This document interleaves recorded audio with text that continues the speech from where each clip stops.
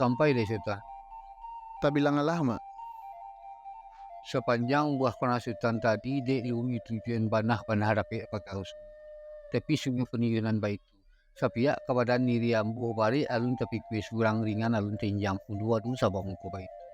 5 gua adat kita pakai bari lape kita tuli. Dan kita usah tinggalkan nangadang usah talampoi bawa pakai kadang bayi nyak gue data pemakaian samu nanti Sultan tak ketik. Sipai menanti ambo mak.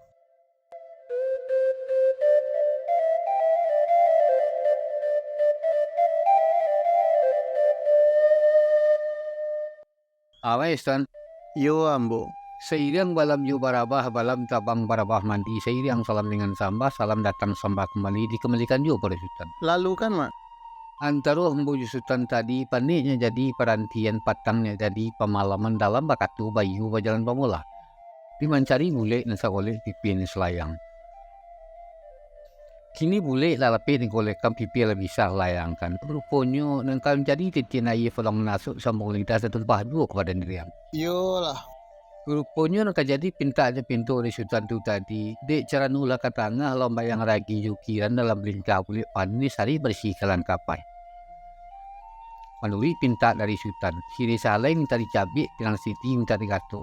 Dimakan basirah pipih tentunya kita waktu hati kan bana itu Sultan. Sabananya mak. Batunya kini Sultan bukan to kandak nabari bukan to pintar melakukan. Sapiak kepada diri kami. Jika dicari pandangi. Dia banyak ni ketik pada kadang banyak mudo pada nanti. Manalah nak mudo-mudo. Mencoba sekali baru mengicuk ikulah baru. Mencabik siri ko tak pandai gatok pinangnya ko tak alwi atau sudah juga mi ko nak sauku. Tentu indak rancak dipandang rupo indak baik kena dipandang roman. Nan bak katu orang tua Sultan. Dia rela kadang faedah di maaf hutang tabaye. Ko dia bisi je maaf kerilahan lai ko pinta uji kena berlaku Ustaz. Yolah bana mau sampai deh mama. Bilang alam.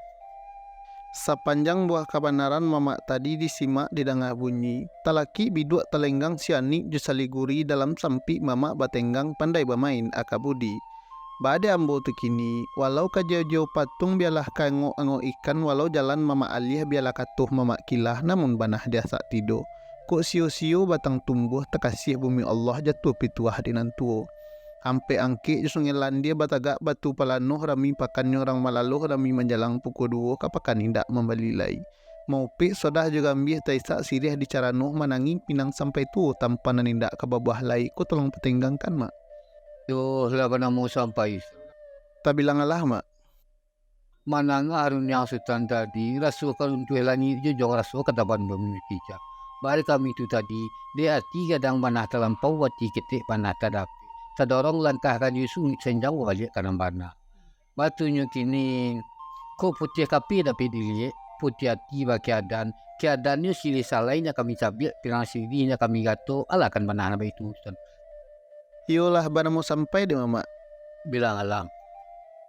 Mendengar rundiang mama tadi ala-ala sanangnya hati rasu si saki dapat ube rasu si damam dapat tawa saja barasu ripalali alhamdulillah banyak-banyak.